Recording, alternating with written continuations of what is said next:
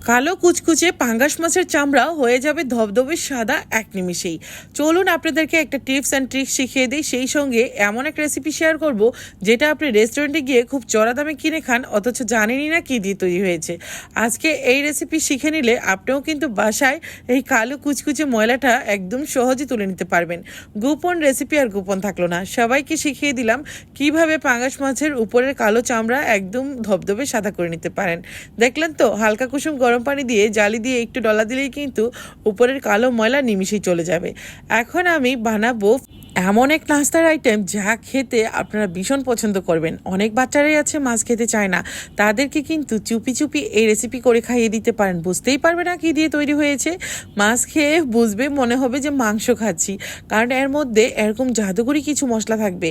আমি এখানে পাঙ্গাস মাছটাকে লম্বা লম্বা করে কেটে নিলাম, একটা ডিম এড করলাম, সামান্য আদা বাটা রসুন বাটা, আর এই যে চিকেন পাউডার। এই চিকেন পাউডার দিলে কিন্তু কোনো রকম লবণ দিতে হয় না, এতে কিন্তু প্রচুর পরিমাণ চিকেন দেওয়া আছে।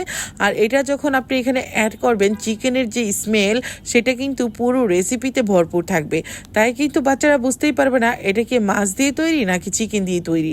এখন আমি এখানে হাতের কাছে থাকা হলুদের গুঁড়া, মরিচের গুঁড়া, ধনিয়া গুঁড়া, জিরে গুঁড়া সব কিছু সামান্য করে দিয়ে দিলাম।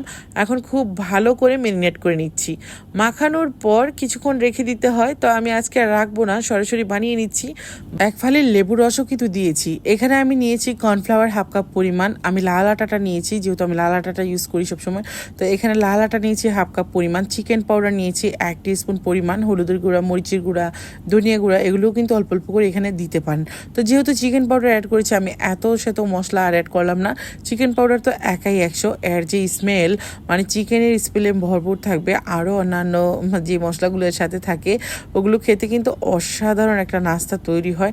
তো এইখানে চিকেন পাউডারটা আপনারা হয়তো দেখে বুঝতে পারছেন এটা আমার নিজের হাতে তৈরি করা। যদি কারো লাগে চিকেন পাউডার আপনারা নিয়ে নেবেন, কারণ যে কোনো নাস্তার আইটেমটা কিন্তু চিকেন পাউডার দিলে অনেক বেশি মজার হয়। আর এটা হলো ব্রেড কাম আর কর্নফ্লাওয়ার, এই দুটোও কিন্তু আমার হাতে তৈরি করা। আমি স্ক্রিনের উপর ফোন নাম্বার দিয়ে দিলাম, যদি আপনাদের লাগে আপনারা কিন্তু স্ক্রিনের উপর ফোন নাম্বারে ফোন করে অর্ডার করে নেবেন অথবা ইনবক্স করবেন, কারণ আমি চাই আমার নাস্তাগুলো আপনারাও ঘরে বসে বানিয়ে পরিবার পরিজন নিয়ে খুব মজা করে খান। এই তো আমার ব্রেড কাম, এটা 1 বছরের মতো সংরক্ষণ করতে পারবেন। মাছটা ম্যারিনেট করে রেখেছিলাম, এতে করে টুইটুম্বুর হয়ে আছে মশলা ঢুকে। আর এদিক থেকে কিন্তু আমি ব্যাটারটাও তৈরি করে নিয়েছি, ব্যাটারে ডুবিয়ে তারপর আমি কিন্তু মাছটাকে আমি ব্রেড কামের মধ্যে দিয়ে দিচ্ছি। যেহেতু ব্যাটারের মধ্যে কর্নফ্লাওয়ার দিয়েছি তাই কিন্তু এটা অনেক বেশি ক্রিস্পি হবে।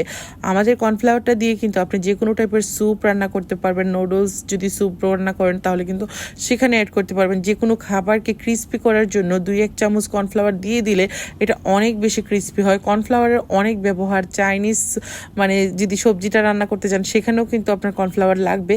তো আমি কিন্তু আমার নিজের হাতে তৈরি করে একদম পরিষ্কার পরিচ্ছন্ন পরিবেশে আপনাদের জন্য কর্নফ্লাওয়ারটা রেখে দিই। যারা যারা নেন রেগুলার তারা তো নেন, যারা এখনও নেন নাই নিয়ে নেবেন। আমি এখন এগুলোকে উল্টে পাল্টে 4-5 মিনিটের মতো ভেজে নেব, এর মধ্যে কিন্তু সুন্দর ভাজা হয়ে যাবে।